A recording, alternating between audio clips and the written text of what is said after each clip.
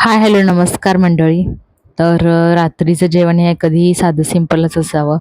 तर बघू शकता इथं आपण हाच जेवणाचा बेत हाच केलेला आहे.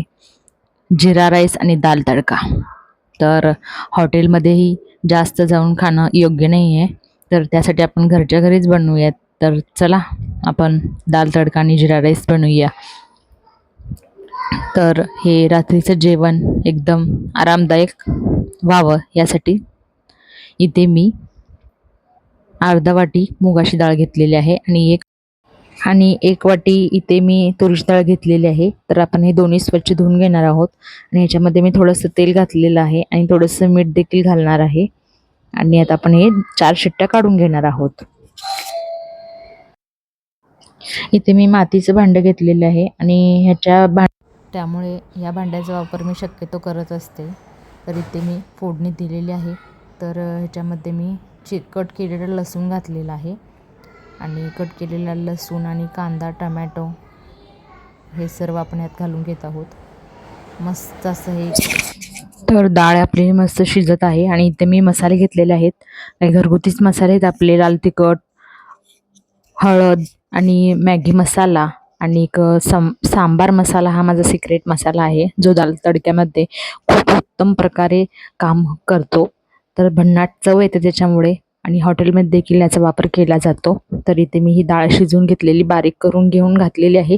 डाळ आपल्याला थोडी ओबडधोबडच ठेवायची आहे, जेणेकरून भात खाताना त्याचा फ्लेवर मस्त येईल आणि वरून आपल्याला मीठ घालायचं आहे. तर या भांड्यात करण्याचा उद्देश एवढाच की खूप टेस्ट, अगदी गावरान टेस्ट लागते. तर आपण तुपाची फोडणी देत आहोत इथं मस्त असं. तर तुपामध्ये लाल तिखट, हळद आणि मिरच्या आणि कढीपत्ता आणि लसणाचे तुकडे ह्याचीही आपण तडका दिलेला आहे, फोडणी दिलेली आहे. तुपामुळं चव भन्नाट लागते. तुम्ही इथे फोडणीत तर तूप वापरलंच आहे किंवा वरून खाताना देखील वापरलं तरीसुद्धा चालतं, खूप छान लागते. तर आता आपण चावलकडे वळणार आहोत. तर बघू शकता तुम्ही इथे हे मोठं तांदूळ घेतलेलं आहे. तर कुठल्याही दुकानात तुम्हाला हे बिर्याणीचं तांदूळ म्हणलात तर देण्यात येते. तर इथे मी 1.5 वाटी तांदूळ घेतलेला आहे आणि कुकरमध्ये थोडंसं आपण फोडणीची तयारी करत आहोत. कुकरमध्ये तेल तापत ठेवून त्याच्यामध्ये आपल्याला जिरे घालायचे आहेत आणि कोथिंबीर आणि कढीपत्ता याचा वापर आपण इथे करणार आहोत. जिरा राईस हा असा देखील केला जातो आणि साधा भात शिजवून घेऊन त्याला नंतर जिऱ्याची फोडणी देखील दिली जाते. अशा 2 प्रकारे केला जातो. तर अशा प्रकारे केल्यामुळे काय होईल की जिऱ्याचा पूर्ण फ्लेवर भातामध्ये उतरेल जोपर्यंत भात शिजतो तोपर्यंत. आणि साधा भात शिजवून तुम्ही वरून जिरा फोडणी दिली तर येतो फ्लेवर, पण तो थोडाफार.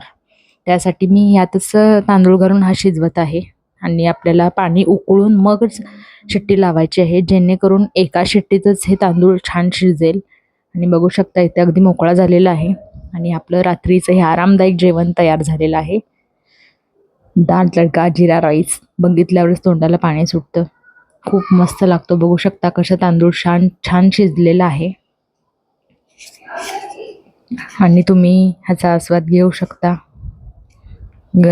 बाहेर जाऊन खाण्यापेक्षा घरचं हेल्दी खाल्लेलं कधीही चांगलंच. त्यासाठी तुम्ही बघा, एकदा नक्की ट्राय करा.